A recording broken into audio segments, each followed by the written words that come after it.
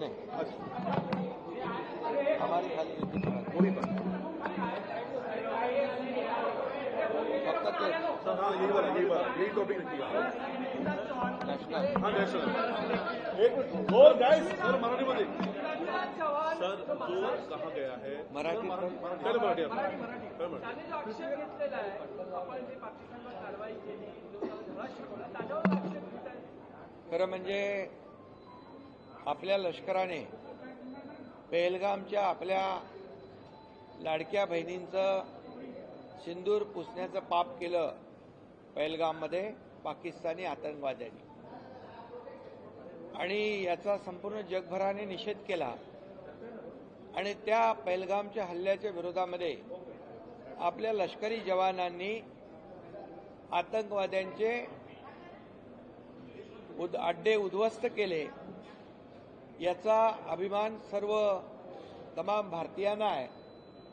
आणि या लष्कराच्या जवानाच्या पाठीमागे देशाचे प्रधानमंत्री नरेंद्र मोदीजी खंबीरपणे उभे राहिले आणि त्यांना सांगितलं, खून का बदला खून से, ईट का जवाब पत्थर से, गोली का जवाब गोले से. आणि आपल्या लोकांनी देखील लष्कराने कुठल्याही सिव्हिलियनवर अटॅक होऊ दिला नाही. प्रिसाईज अटॅक झाला आणि ते आतंकवादी अड्डे उद्ध्वस्त केले. अशा प्रसंगामध्ये पाकिस्तानला ऑपरेशन सिंदूरच्या माध्यमातून एक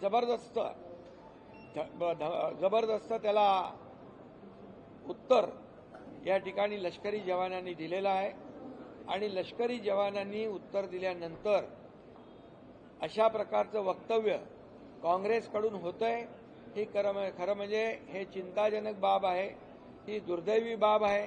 ही देशविघातक बाब आहे.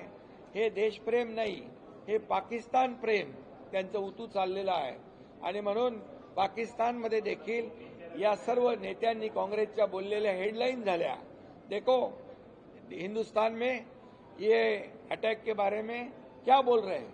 आणि म्हणून पाकिस्तानी बोलणाऱ्यांना हिंदुस्थानची जनता माफ करणार नाही, बिलकुल त्यांना सोडणार नाही, त्यांची जागा त्यांना दाखवणार. आणि म्हणून काँग्रेसचे जे कोणी नेते आहेत ते देखील यापूर्वी देखील राहुल गांधी यांनी देखील या पहलगामच्या हल्ल्याच्या विरोधामध्ये ते आपल्या लष्कराच्या जवानांनी केलेला अटॅक त्याचा हिशोब विचारता, किती ड्रोन पडले, किती विमानं गेली, किती तास युद्ध थांबलं. अरे त्यांच्या पाठीशी उभं राहायला पाहिजे होतं. काँग्रेसच्या जमान्यामध्ये कधी असं झालं नाही. पी चिदंबरम यांनी सांगितलं की त्यावेळेस त्यांच्यावर दबाव होता. कोणाचा दबाव होता? हे देशभक्ती नाही, देशद्रोह आहे. की आपल्या इथे मुंबईमध्ये साखळी बॉम्ब होत आहेत, 26/11चा हल्ला होतोय, त्यावेळेस अशा प्रकारचं सडेतोड उत्तर त्या तत्कालीन काँग्रेसच्या सरकारने दिल्लीच्या घ्यायला पाहिजे होतं. पण दुर्दैवाने त्यांनी त्यावेळेस ते धोरण घेतलं नाही.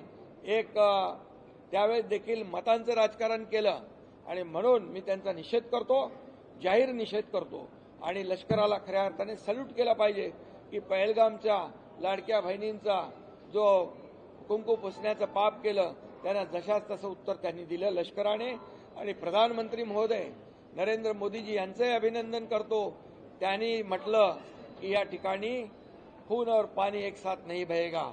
याला म्हणतात देशभक्ती, याला म्हणतात राष्ट्रभक्ती. आणि काँग्रेसने अशा प्रकारचं वक्तव्य केलं तर त्यांची कबर या देशातली जनता खोदल्याशिवाय राहणार नाही. कांग्रेस के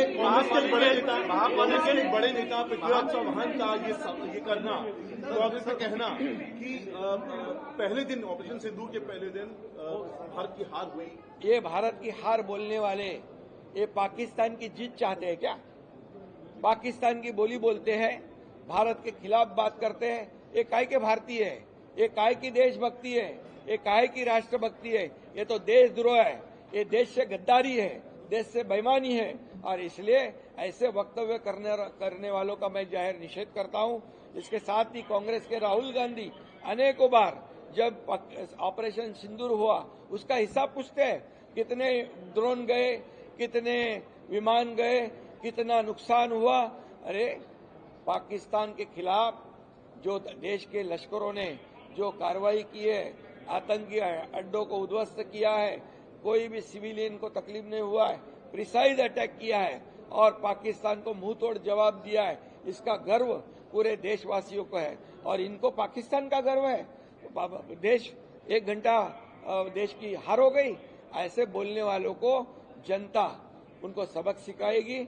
और जो वो मोदी जी के बारे में बोलते हैं कि कब्र खोदेंगे, तो उनकी कब्र ये देश की जनता खुद ब खुद खोदेगी। अभी लोकसभा में और आए हुए चुनाव में तो उन्होंने देखा है।